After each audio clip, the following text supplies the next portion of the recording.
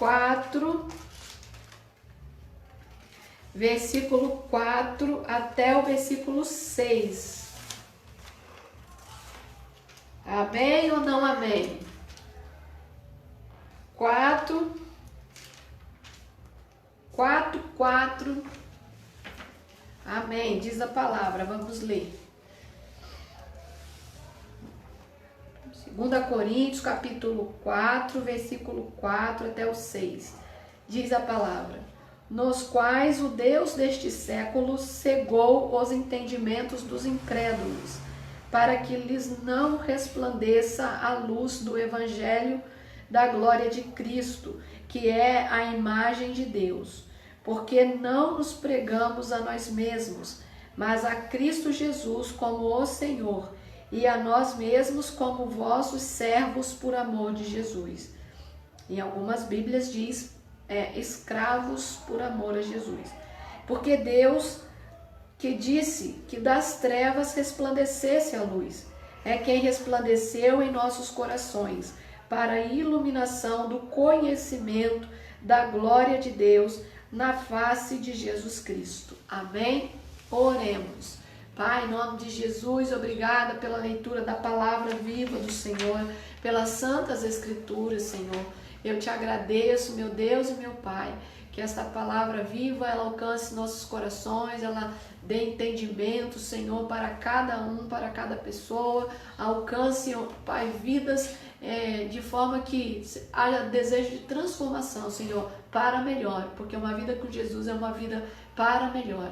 Abençoe-me, Senhor, com a tua unção, Espírito Santo, para que esta palavra não seja falada por minha vontade, mas seja pelo que está escrito na Bíblia. Eu oro, Senhor, e peço para que o Senhor toque agora nos ouvidos dos seus filhos, das suas filhas, de quem quer que seja, Senhor, mas que essa palavra penetre agora no espírito do teu povo, da minha vida, na vida de todos nós, Senhor, e nenhum mal possa atrapalhar a ministração dessa palavra, e que os teus filhos recebam do melhor do Senhor nesse momento, em nome de Jesus. Amém e amém. E glórias a Deus. Nesse texto em que nós lemos aqui a palavra de Deus, você acompanhou, ou até mesmo você leu a palavra do Senhor, nós estamos vendo aqui pelas escrituras que Deus tem sempre algo para tratar conosco, né? Para falar ao meu coração e ao seu coração. E eu, nesse tempo que eu tenho orado a Deus, tenho buscado a face do Senhor, tenho tido experiências com Deus, de ouvir Deus falar mais, porque Deus sempre fala, né? Mas às vezes a vida corrida da gente não deixa de perceber o quanto Deus fala. Mas como temos ficado mais quietos, né? Então a gente percebe que Deus tem falado e a gente tem ouvido melhor, porque Ele sempre fala, mas a gente aqui não consegue ouvir. Então eu tenho ouvido Deus falar sobre muitas coisas, e esse texto é que eu quero falar com você nessa noite, sobre a fidelidade ao Deus verdadeiro e também ao seu chamamento, porque todos nós somos chamados por Deus. Uns são chamados mais tarde, outros mais cedo, não sei a hora, mas todos são chamados, todas são chamadas por Deus a fazer alguma coisa em direção à vontade do Senhor. Só abrindo parênteses, a gente lembra que no Velho Testamento há muitas pessoas chamadas, mas duas pelo menos a gente vê muito forte, né? O chamado, duas ou três, Moisés, o chamado muito forte de Deus na vida de Moisés para uma grande obra. A gente vê um outro chamado muito forte na vida de Isaías, e depois um dos outros tantos profetas, a gente também vê um chamado na vida do profeta Jeremias. E quando a gente lê, a gente testifica aí o que está sendo falado aqui. Então, para mostrar para você que sempre Deus está fazendo uma obra e chamando alguém. E Paulo é mais um desses com um chamado muito forte, é o segundo maior missionário do Novo Testamento após Jesus. Ele porque Jesus, o primeiro missionário é Jesus, o segundo maior é Paulo. E aí ele começa a mostrar aqui a fidelidade a Deus no ministério pelo qual ele foi chamado. A vida do apóstolo Paulo não era uma vida fácil. Todos que conhecemos as escrituras e que fizemos os estudos, principalmente de Atos dos Apóstolos, nós observamos o quanto Paulo ele sofreu pelo Evangelho. Aliás, para cumprir uma profecia a respeito dele, né? Que o Senhor disse que ele era um vaso que haveria de sofrer pelo nome do Senhor. E realmente sofreu muito, cadeias, chibatadas, foi escorraçado, foi apedrejado, foi humilhado, mas ele prevaleceu por amor a Deus e por amor ao Evangelho. Mas por algum motivo ou por algum momento, Paulo começa a trazer essa questão da fidelidade ao ministério, porque ele estava passando de repente por um questionamento de que ele não estivesse pregando um Deus verdadeiro, ou não estivesse pregando um evangelho genuíno. E muitas vezes é isso mesmo que o inimigo ele se levanta e ele quer colocar dúvidas no coração das pessoas para não acreditar que a mensagem que tem sido pregada é uma mensagem verdadeira, uma mensagem genuína, e as pessoas colocarem em dúvida até mesmo a palavra pregada ou o caráter da pessoa que prega. E Paulo aqui começa a falar sobre isso, sobre a fidelidade ao Deus verdadeiro. Ele sabia quem tinha feito o chamado. E eu quero falar isso para você. Você tem sido uma pessoa fiel a Deus, porque às vezes a gente fala, eu sou fiel porque eu dou o meu dízimo. Mas aqui nós não estamos falando de questão financeira. Nós estamos falando de questão de ser um chamado por Deus. Uma pessoa chamada e vocacionada por Deus a fazer a missão, a cumprir o ID de Jesus, a fazer, anunciar o Evangelho do Senhor. E eu pergunto isso, você ou nós, né, como igreja, nós estamos realmente nos apresentando como pessoas fiéis ao Deus verdadeiro? Nós estamos valorizando o que Deus colocou diante de nós, que é o chamamento? Deus tem nos chamado, irmãos. Quantas pessoas Deus tem chamado e elas têm feito papel de surdas, de desentendida, pensando, não, isso não é para mim. Quantos também o Senhor já chamou, já fez a obra, já pregou um evangelho verdadeiro e hoje estão vivendo uma vida de engano, estão vivendo uma vida de mentira e às vezes até estão ensinando coisas, caminhos errados, tortuosos, às vezes de repente até fazendo outras pessoas se desviarem do caminho. Deus não nos quer errando, Deus nos quer acertando, e acertar o caminho muitas vezes é passar por dificuldades, é passar às vezes por apontamentos, porque Paulo está possivelmente dizendo que ele está passando aqui por um apontamento, mas ele está ressaltando a fidelidade dele ao Senhor.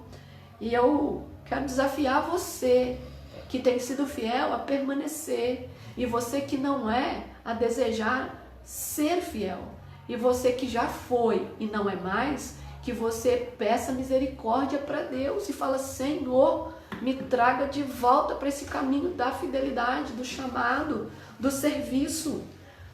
O mundo pode estar estranho, irmãos, eu tenho hora que eu penso, o mundo parece estar de cabeça para baixo. Essa semana eu falei para a irmã Dulce, parece que a gente está andando e está andando em círculo, como o povo de Israel.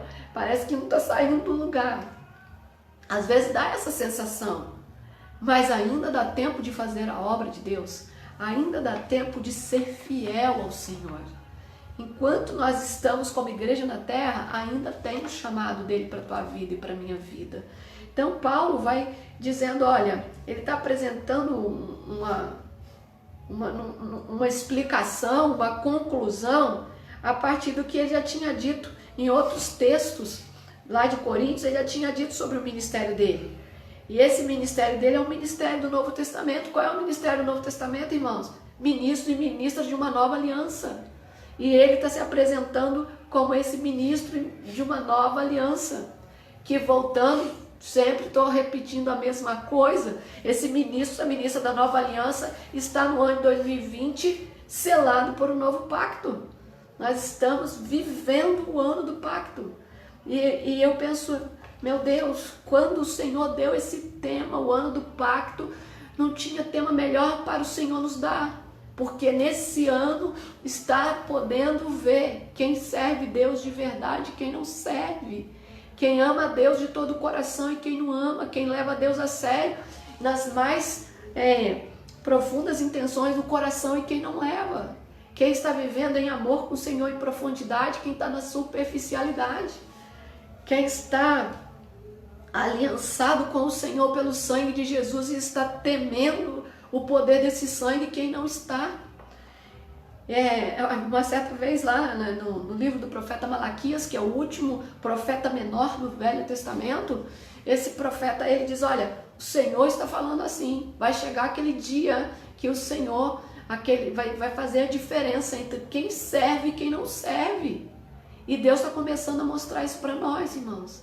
Agora não tem ninguém para ficar falando, vamos para o culto.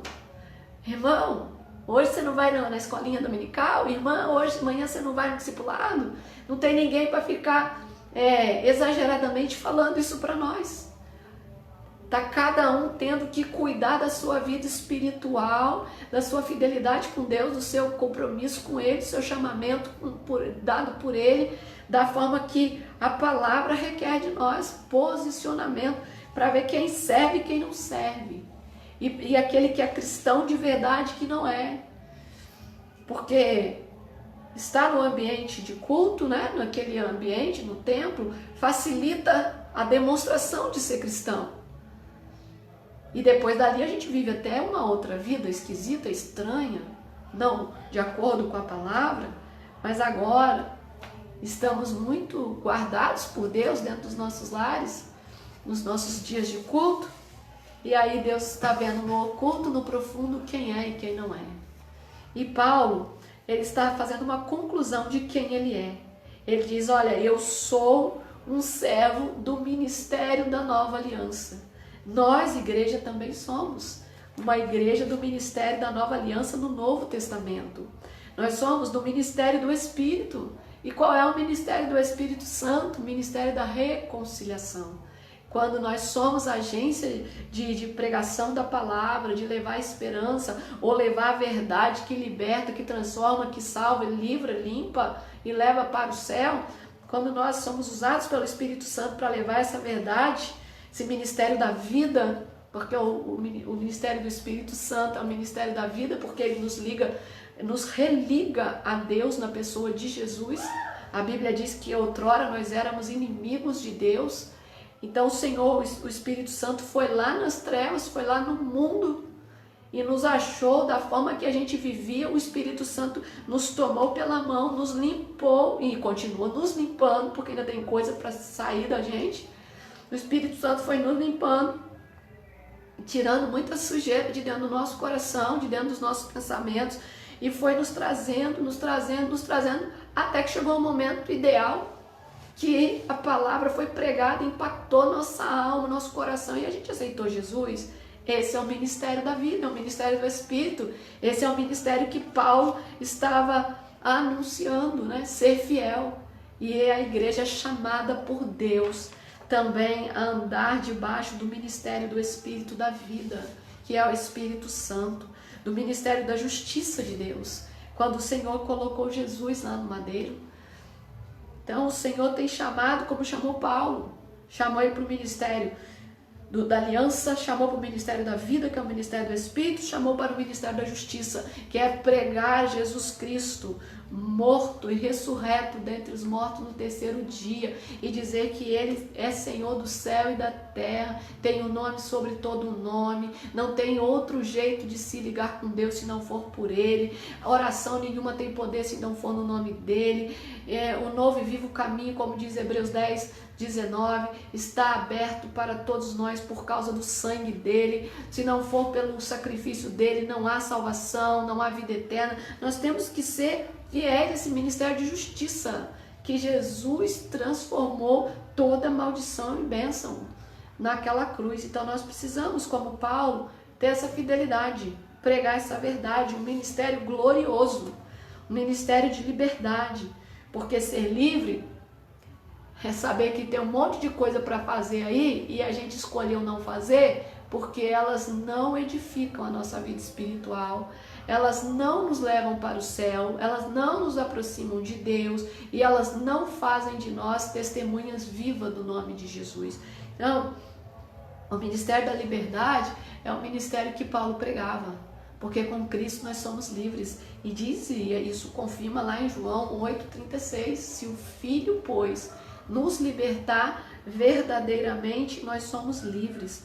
Interessante, irmãos e irmãs, é que muitas pessoas que já caminharam com o Senhor, já estiveram no Evangelho e hoje não estão mais, e a gente tem que ter o nosso cuidado também para a gente nunca largar o Senhor, para a gente não entrar numa triste estatística, né, de pessoas desviadas do caminho, mas as pessoas deixaram esse caminho glorioso da liberdade. E quando elas saem e vão viver todas as obras ilusórias, pecaminosas do mundo, elas começam a achar que elas estão por cima, que estão melhores, que agora sim, agora elas são livres. O diabo põe essa mentira, porque é o Deus desse século. Ele põe essa mentira no ouvido das pessoas, na mente, na alma das pessoas. Então a pessoa não prostituía, passa a prostituir, não era mentirosa, passa a mentir, não tinha vício, passa a ter vício. Nosso Deus, não tinha mau testemunho, passa a ter mau testemunho. Amava Jesus, deixa de amar, adorava a Deus, deixa de ser adorador, e ela se acha ainda que está como uma pessoa livre. Isso, na verdade, é um profundo cativeiro. Deixou o ministério glorioso da liberdade, e Deus tem chamado uma igreja livre em Jesus para anunciar esse ministério da liberdade que Cristo comprou e conquistou para nós, para que a gente pudesse, sem esforço da nossa parte, assumindo Jesus na nossa vida e o Evangelho de Jesus, uma vida livre, uma vida abençoada, uma vida cheia da presença de Deus, sem nenhuma cadeia, sem nenhum aprisionamento de Satanás, sem nenhuma obra de demônio na nossa vida. E Deus seja glorificado, porque é por intermédio de Jesus que essa vitória chega até nós. Paulo, ele disse que ele teve um ministério não por habilidades humanas, não porque ele tinha capacidade, mas ele disse que é por causa da misericórdia de Deus. Então a gente, quando fala que tem uma obra de Deus na nossa vida, que Deus pode te usar, Deus pode usar a igreja, usar a minha vida, ou quem quer que seja. Como ontem eu estava dizendo sobre uma criança que ela orou o pai, aquela criança, ela está recebendo ali um ministério do Senhor para abençoar outra vida. Não é porque é a capacidade humana dela, mas é a habilidade do Espírito Santo. É a obra de misericórdia de Deus na vida da gente. Então, se a gente esperar falar, a hora que eu tiver a capacidade, a hora que eu pensar que eu estou pronto, eu estou pronta, é claro que nós temos que nos santificar, nós temos que nos consagrar para Deus, mas ter habilidade, desprendimento para fazer algo, isso vem do Senhor. E Paulo está dizendo, olha, eu estou fazendo porque Deus é comigo, estou fazendo porque eu sei quem me chamou. Eu também quero dizer isso, eu estou fazendo porque eu sei quem me chamou. E eu pergunto para você, está fazendo? Você sabe quem te chamou? Ou você não está fazendo apesar de saber quem te chamou? Então o Senhor te desperte nessa noite e te dê um choque de realidade para o chamado que Ele tem para cada um de nós. Desfalecer, né? Paulo escreve aí, o desfalecer significa cansado, desesperar-se. Há momentos que isso acontece, sim. Quantas vezes a gente já se sentiu cansado, cansada, até mesmo por orar por algumas questões e que parece que a resposta não vem. Já orou 1 ano, 10 anos, a resposta parece que não acontece. A gente começa a sentir um certo cansaço, em algum momento um certo desespero, mas Deus está cuidando. Não importa o quanto seja difícil a tarefa, não importa o quanto os opositores se levantam, porque vai levantar oposição, sim, porque enquanto a igreja estiver na terra, a batalha espiritual é travada, o mundo espiritual está se movendo sobre nossas vidas. E lá no mundo espiritual a gente sabe que há uma guerra muito grande contra a igreja do Senhor.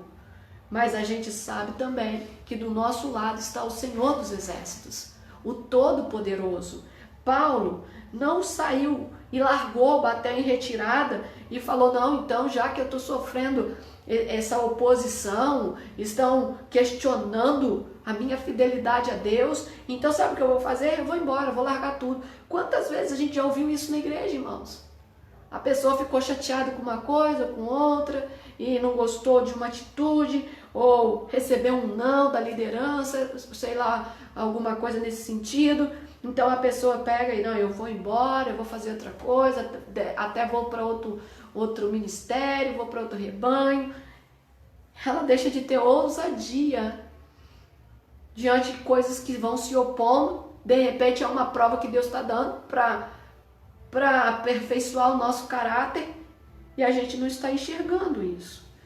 Então Paulo estava ali ousadamente falando diante daquela situação, e ele estava se sentindo motivado por Deus e sustentado pela graça de Deus. Então quem nos motiva a cumprir com fidelidade o chamado é Deus. Quem nos sustenta nesse chamado é a graça de Deus. Não tem ninguém nessa terra que sustente você no chamado para fazer a vontade de Deus, para falar do amor de Deus para as pessoas, para orar por alguém. Não tem ninguém que sustenta a gente nessa terra. É a graça de Deus, e isso não vem de nós não, isso vem do Senhor. Isso é Deus com a mão dele estendida para nos abençoar. Paulo diz, olha, existem coisas que ficam aqui em oculto. O que é isso que ele está falando, meu Deus? Coisas ocultas, ou seja, coisas que estão no secreto. Paulo, ele rejeitava qualquer coisa que viesse dizer que estava falsificando a palavra. Ele era um servo genuíno, verdadeiro, de coração puro, para servir um evangelho puro. E Deus está chamando essa igreja, a igreja do coração puro, a igreja do coração limpo, a igreja que tem o coração que vai pregar a palavra viva do Deus vivo.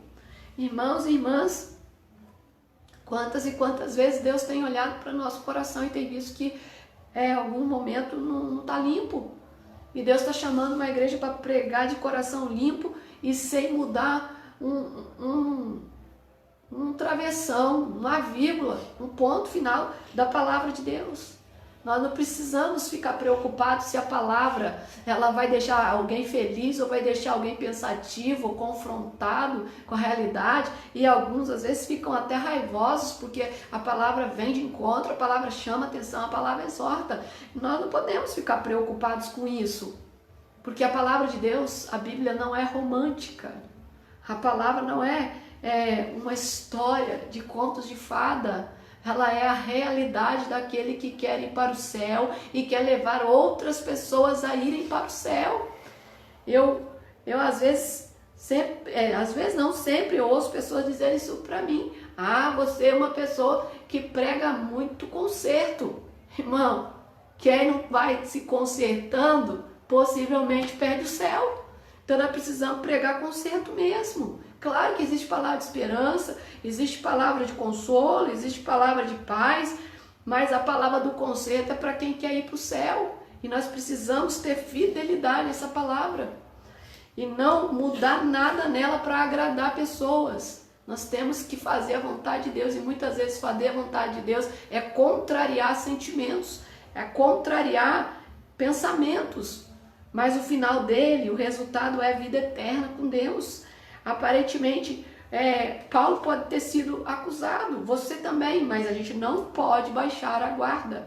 Nós não podemos querer enganar as pessoas porque elas querem ouvir coisas agradáveis aos ouvidos. Nós temos que falar o que Deus quer que seja falado, pregar o que o Evangelho manda a gente pregar. E Paulo mesmo diz isso, o Evangelho que ele prega é um Evangelho de poder, e de poder de transformar corações, de transformar atitudes.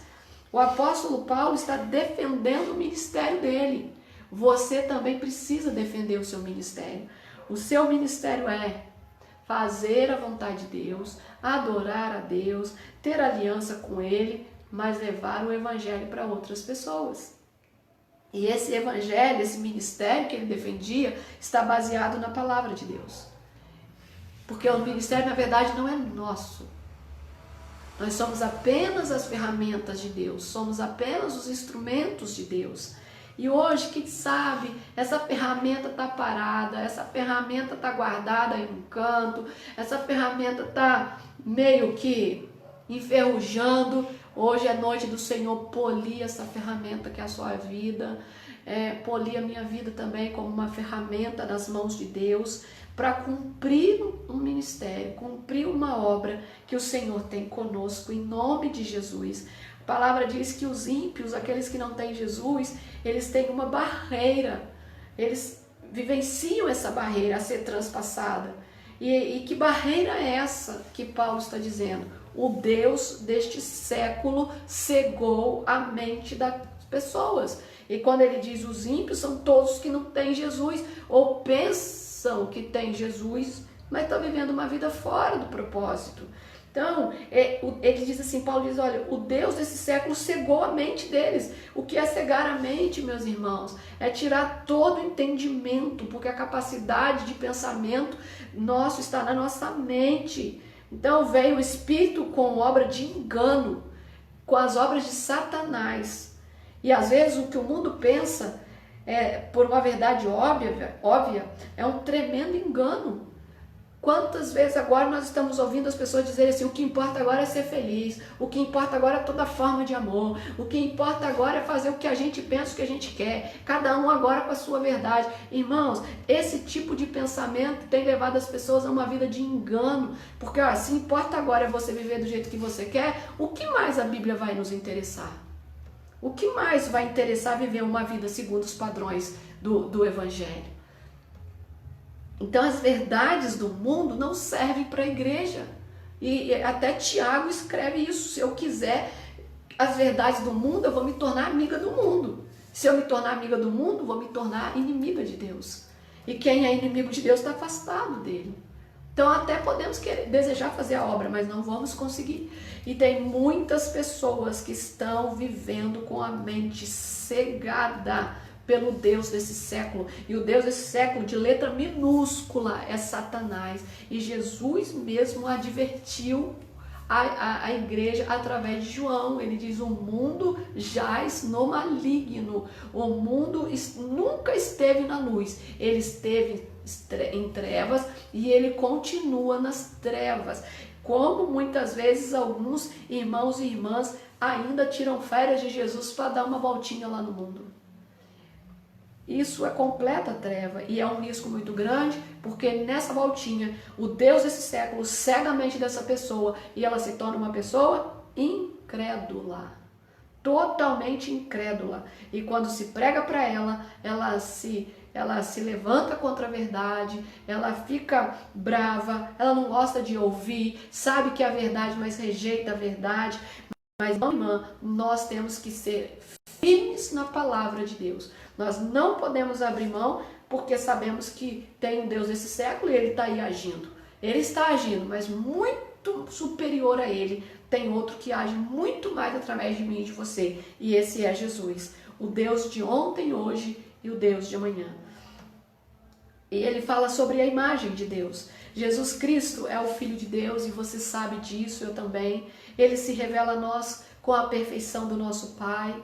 O Senhor Jesus, ele traz essa aproximação da igreja com o Pai, dos filhos e filhas. Embora somos seres humanos e nós sabemos que somos criados à imagem e semelhança do Senhor. E quando nós pecamos, nos arrependemos e o Senhor limpa de novo e faz uma nova criatura todas as vezes que há o arrependimento. Mas muitos, por causa do pecado, perderam um relacionamento perfeito com Deus. Perderam o brilho da imagem e semelhança de Deus. Tem muitas pessoas que dizem ter Jesus. Às vezes até tem um ministério, mas o brilho está ofuscado.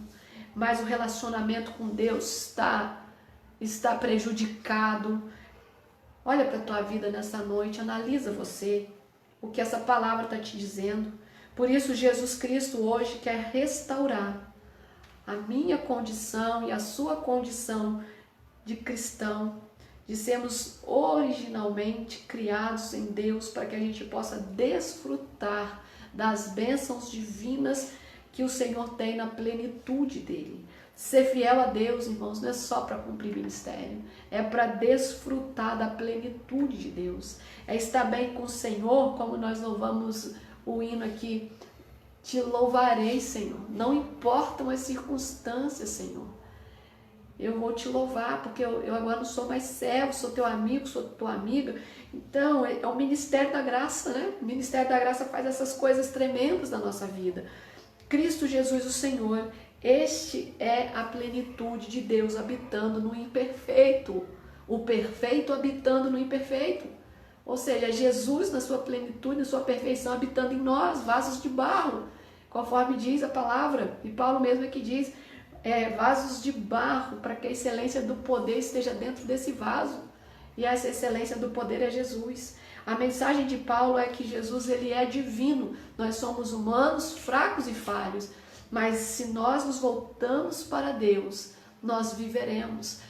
O salmista no Salmo 34, ele diz assim, olha, olhai para Deus e sede iluminados.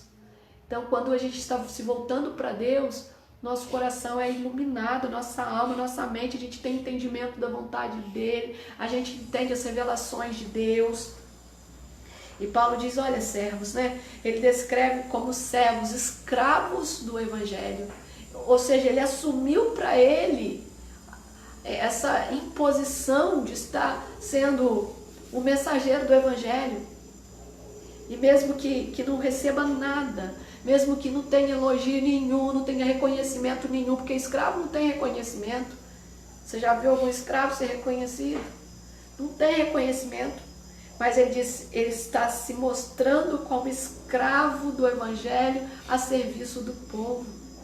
Ele diz, olha, ele se descreve escravo a si próprio, aqueles que ministravam com ele como escravos do povo. Eles serviram a igreja de Coríntios por amor. E nós precisamos servir a Deus por amor, irmãos. Servir as pessoas por amor. Jesus veio servir por amor. Nesse ministério de fidelidade, se serve por amor. Sabe por que muitos deixam Jesus? Porque não entendem que o ministério de Jesus é um ministério de amor. E aí, como fica só esperando bênção daqui, bênção dali, bênção de lá, bênção de cá, então cansam, porque as bênçãos não são na hora que a gente quer, é na hora que Deus quer. Então, o que a gente faz? Deixa de ser fiel. E a Bíblia diz para nós que esse ministério de fidelidade chamado é um ministério de amor. Primeiro, eu sirvo a Deus em amor. Minha fidelidade primeiro é ao Senhor. Acima de tudo é ao Senhor e a sua também deve ser. Assim como Deus ordenou que a luz brilhasse nas trevas na criação, lembra lá em Gênesis 1:3? Haja luz, disse Deus, e houve luz.